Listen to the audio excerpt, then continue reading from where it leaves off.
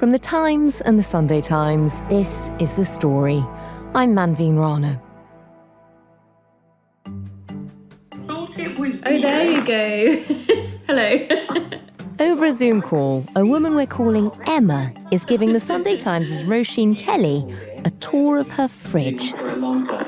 I'm looking in my fridge now, so if you was to see my fridge, It's protein and vegetables. There's fresh fruit, vegetables, chicken and Greek yoghurt. It's all part of her 15-year-old son Tom's healthy diet. But stacked in boxes inside the fridge door is another crucial ingredient. This is actually 2.4 milligrams. 2.4 milligram pens of the weight loss drug Wegovy. Since Ozempic, Wegovy and Mounjaro became available, they've completely changed the weight loss landscape. Now, 15-year-old Tom is part of a small band of children being treated at the UK's only clinic that prescribes weight loss jabs to teenagers. With an obesity epidemic sweeping the country and spreading faster among young teenagers than any other age group, desperate parents who've exhausted all other options are starting to turn to weight loss jabs, even though their long-term effects are still unknown. It was just, we'd exhausted everything else. I didn't even have to think about it. I just felt so desperate to try anything. Could these drugs be a miracle cure for a generation addicted to screens and ultra-processed foods? Or is this still too dangerous a gamble? There could be side effects that don't show up yet because no one's been taking them for long enough. We just don't know, which is a scary thought.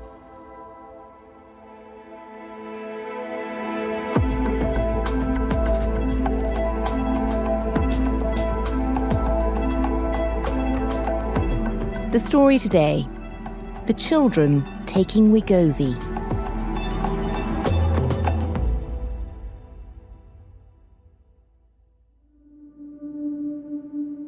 I'm Roisin Kelly. I'm a commissioning editor at the Sunday Times. I mostly work on the news review section.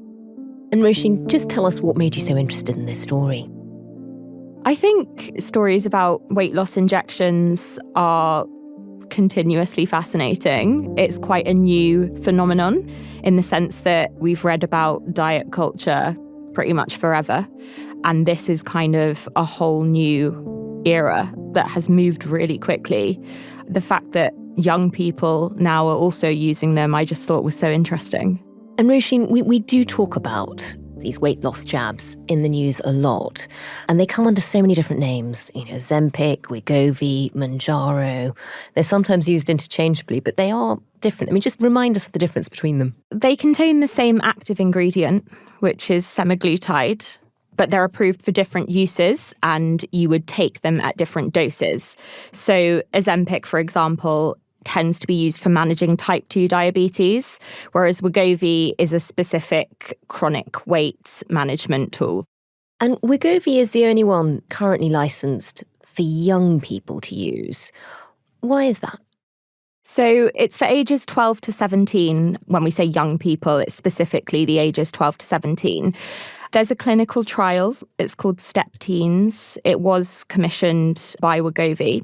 And they basically found, I think it was a group of 201 12 to 17-year-olds, that firstly, it was efficient in helping them to lose weight. So these were obese teenagers, but also that there were no unexpected side effects. There were still side effects, stomach issues, but there was nothing shocking in that. And they also did find that you didn't have to alter the dose just because it was younger people. The dose was still specific to the person taking it. Right. So that was the company who makes Wegovy. That was their own study.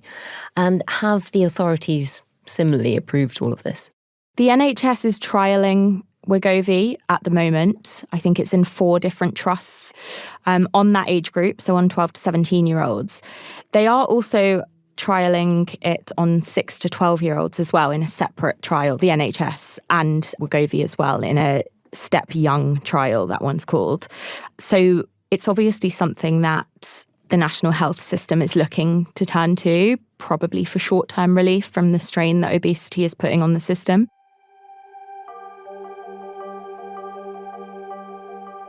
Roisin, tell us about a woman you met while looking into this story. We're calling her Emma. It's not her real name. Who is she? This is a mother from Gloucestershire. She's separated from her partner and they share a son together who we're going to call Tom. Tom's a teenage boy, 15 years old. He's a bit like a Pied Piper. If he goes out on his bike, he will meet somebody new. This is someone who Emma described as being bubbly, easily making friends, had a big group of friends at school. He always seems to get friends very easily. Kids have always been drawn to him. When did things start to change for him? So Emma told me, I think it was around the ages of 11 or 12, quite a crucial age for a child, sort of when you start secondary school, isn't it? Emma noticed his relationship with food changed. His attitude towards food completely changed. It was like he was obsessed with it. When he was younger, he'd have like a packet of crisps a day or a chocolate, but he'd be dipping into it. He wasn't happy unless, if I had a bag of 6 crisps, he'd have to eat the whole lot in one go. And if it wasn't there for him, if he couldn't find it, he'd have a meltdown. It got to the point where she actually started hiding these things in the house so that he couldn't find them. And that is where I think things really started to change in terms of their home life and their relationship. He would be tearing around the edge saying, I know you've eaten some, and then I stopped buying. But then he'd still have tantrums to the point where I just got so exasperated, I'd say, here's some money, go. Because he'd sort of worn me down. So it goes from a different relationship with food to actually behavioural problems linked to that. Yes, yeah. And then, it got to a point where Emma noticed that he was gaining weight.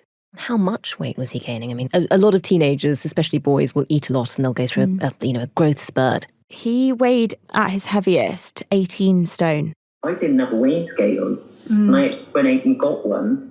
And when he got on it, I was really shocked. Really shocked. At 15 years old and 18 stone 2 pound. I just couldn't believe that.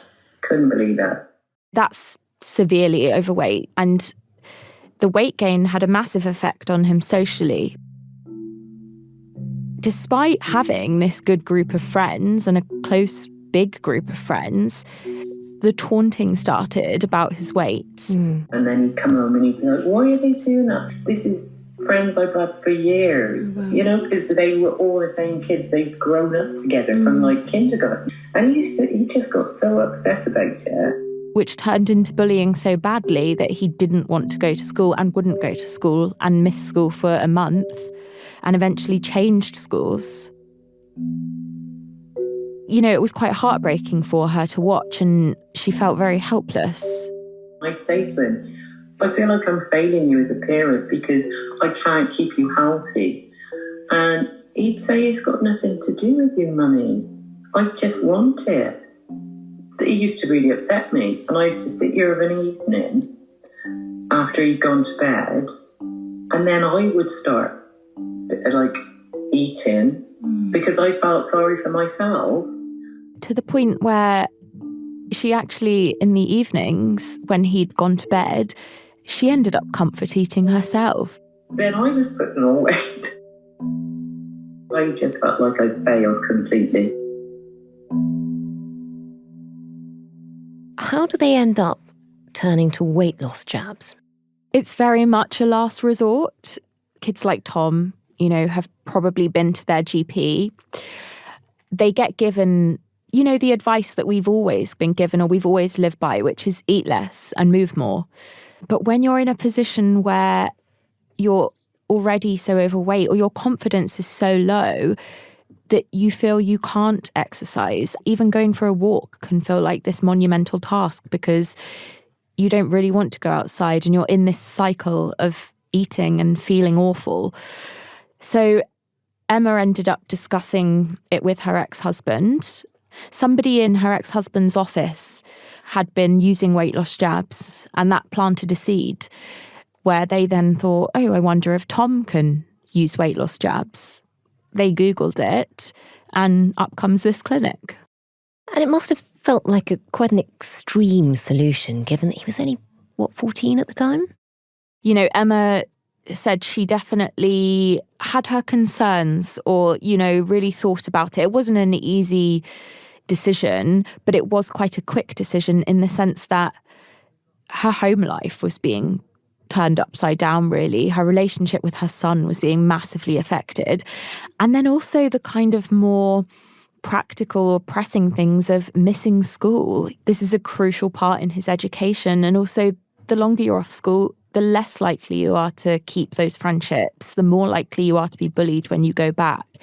So it's drastic in one way, but these parents are desperate.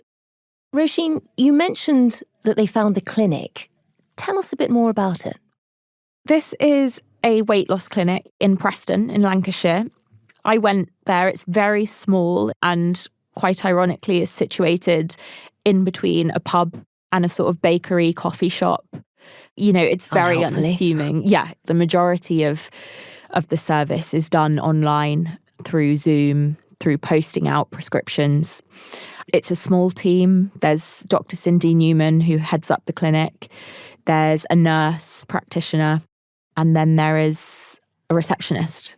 And Dr. Newman, she's not a paediatrician. She's not an expert with children. How did she end up prescribing weight loss jabs to teenagers? The clinic has been around for 35 years, I think, and that's obviously treating adults in helping them to lose weight, more recently helping them to lose weight with weight loss injections. Dr. Newman noticed that parents had sort of started asking her, oh, my son struggles with his weight, my daughter struggles with her weight. And then there was one mother in particular who was really distraught. And this lovely lady, she said, I am begging you, please treat my daughter. She had a child who was morbidly obese, was being bullied, was really, really down, and I think had been expressing a kind of desire to just not be here anymore. And this lady said to Dr. Newman, please help her. I'm begging you. And I sat here and I thought, in 35 years of practice, I've never heard anyone say, I am begging you. And I thought, why is she begging me? And that sent her down the path of looking into whether she could use weight loss injections for teenagers.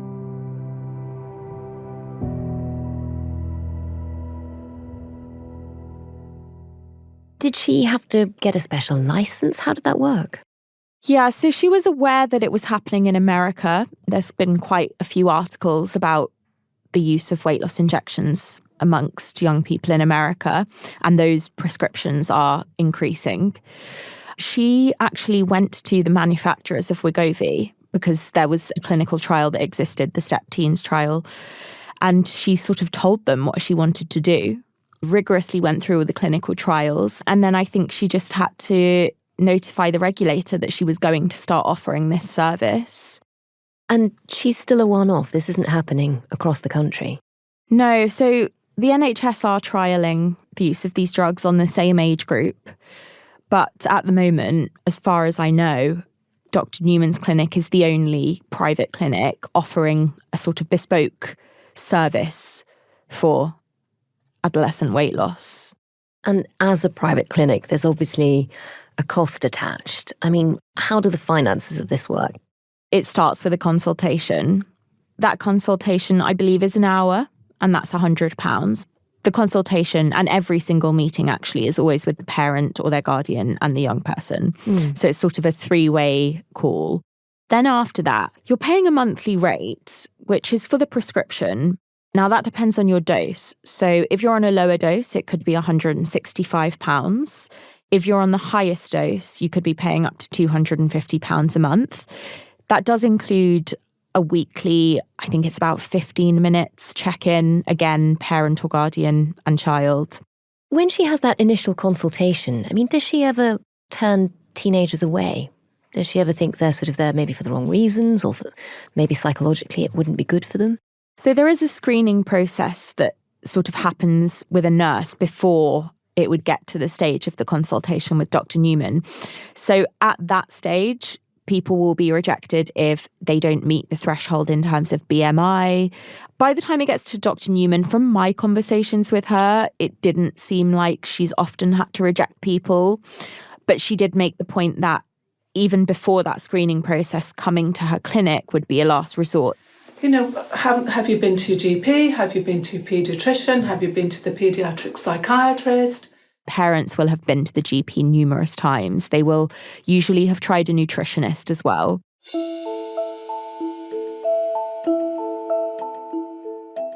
And how many teenagers is she treating at the moment? I mean, how many people are going through this?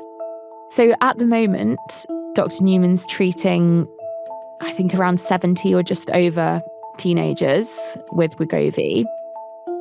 And she says on top of that, she's getting around 10 or a bit more new inquiries every week from parents wanting the service.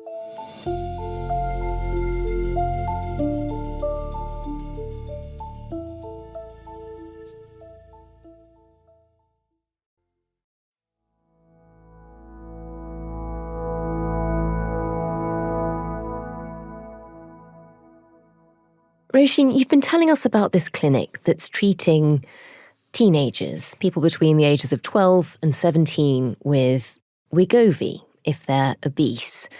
So far, there's only one clinic in this country that offers that service. It's a private clinic near Preston. Why is that? So, firstly, weight loss injections in general are relatively new, aren't they? So for adults, this is quite a new discovery, and its mainstream use is quite new. So that means that while there are clinical trials, like the one we've spoken about, which was commissioned, specifically for Wegovy, those only show a small window of their use. There's nothing to show us the lasting effects yet. No one's been taking them for long enough. We don't know how this is all going to manifest in 5 years, in 10 years. And for this age group specifically, they're growing. They're going through puberty. They just don't know yet if it stunts development or if it has any impact hormonally long term. Isn't that quite worrying? It is, yeah, because you're sort of taking a punt, aren't you? Yeah, and this you're is weighing... just the first tranche of the generation that can do it, but we don't know what happens to them when they grow up.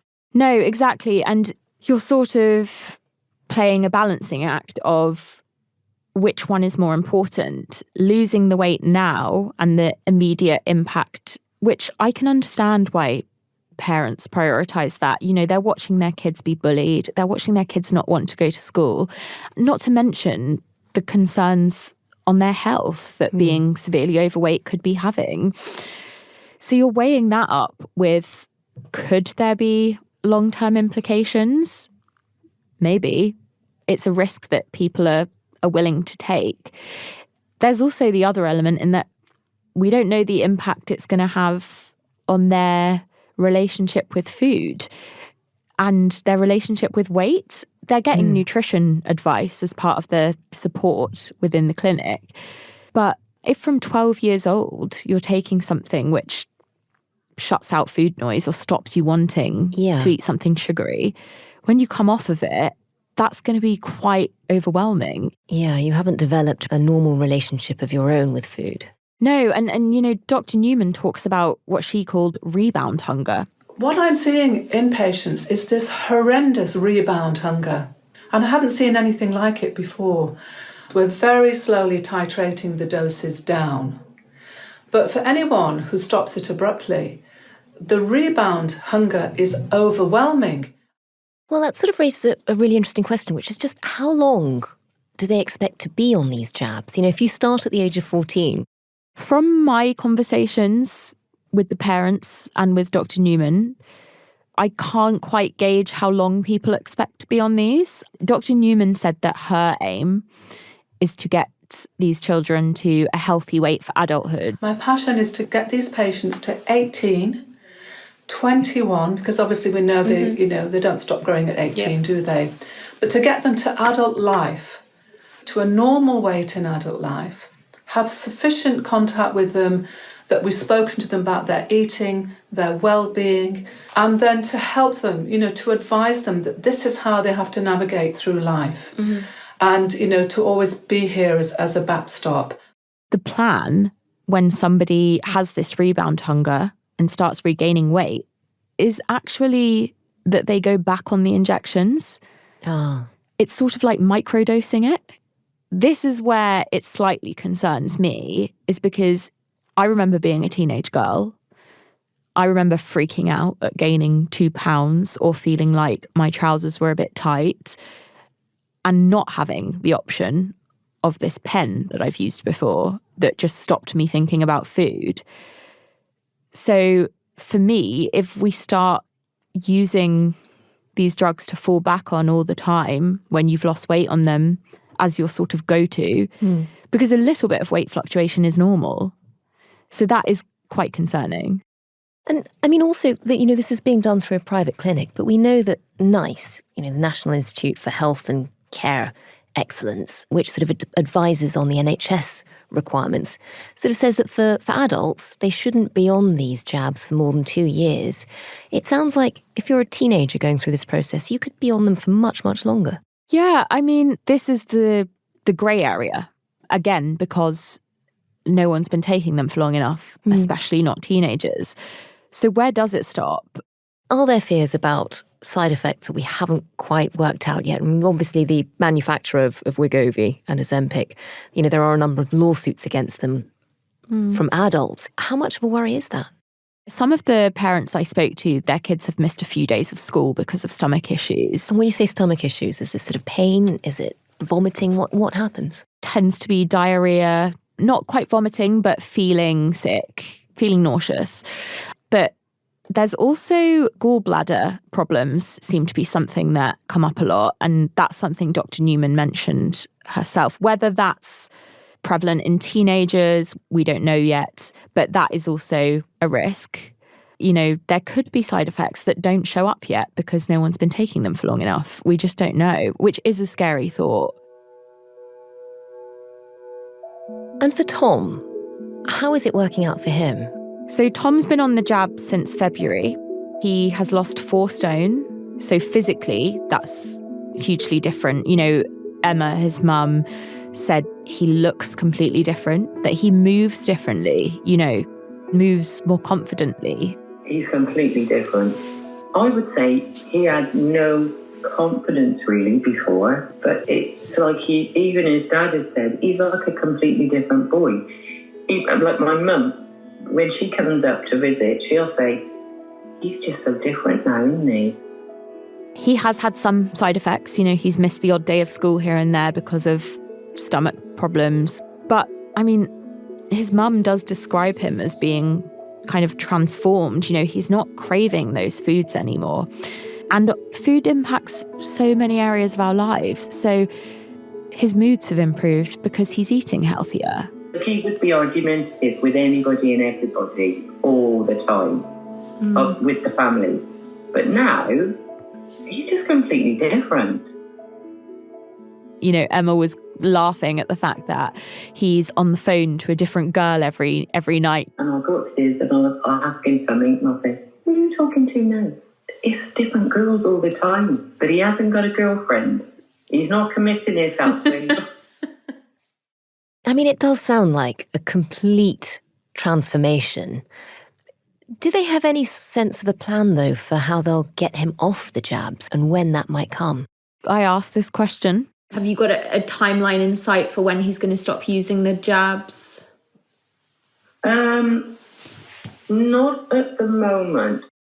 To me, it sort of seems like they don't want to think about that yet. I don't know. I think at the end of the day with it all, I think what will happen is that he will come down slowly. Yeah. I don't think we'll cut him off completely. Decrease the dose, Decrease, and see how he gets on.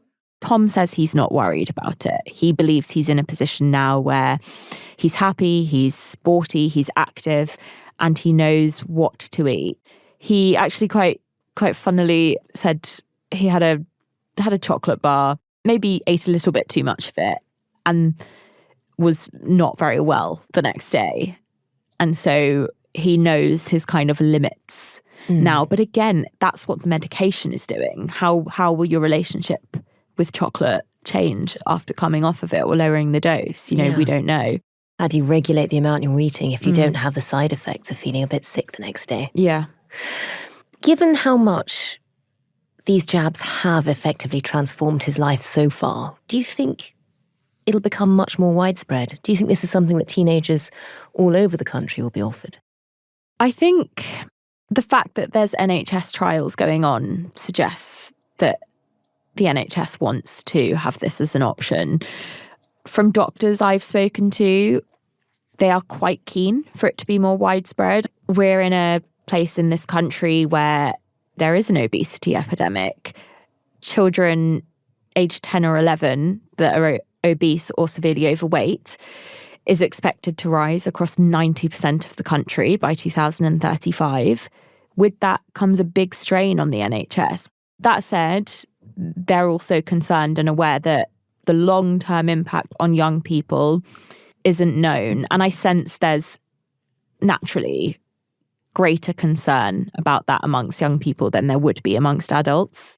Is there also just the fact that these are teenagers, these are very young people who are just forming their relationship with food and exercise by treating them with drugs? Is there a danger that you're not really giving them the lifestyle changes that they need to make this a more lasting solution? It's complicated, isn't it? Because they're already in a bad cycle with food. A major problem in this country is how exposed we are to ultra-processed foods. And these foods are designed to be addictive. So the more of them we consume, the more of them we want, the more of them we buy.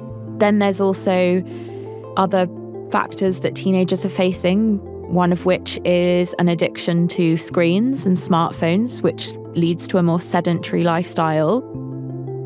And so I think until we look at ultra-processed food, screen addiction, which is being looked at in this country, but not quickly enough and not on a big enough scale, how are we going to long-term change things? It feels like we are relying on drugs, and that's a short-term solution.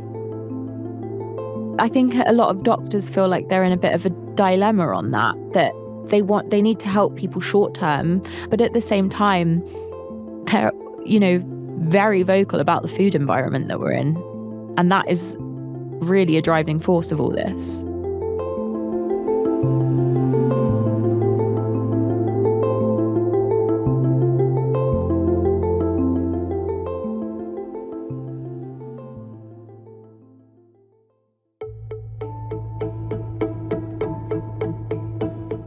That was Roisin Kelly, a commissioning editor for the Sunday Times. You can read all of her work, from pieces about how the menopause debate turned ugly to the rise of women-only reading retreats at thetimes.com. This episode was produced by Taryn Siegel. The executive producer was Kate Lamble, and sound design and theme composition were by Mal Assetto. Thanks for listening. We'll have more over the weekend.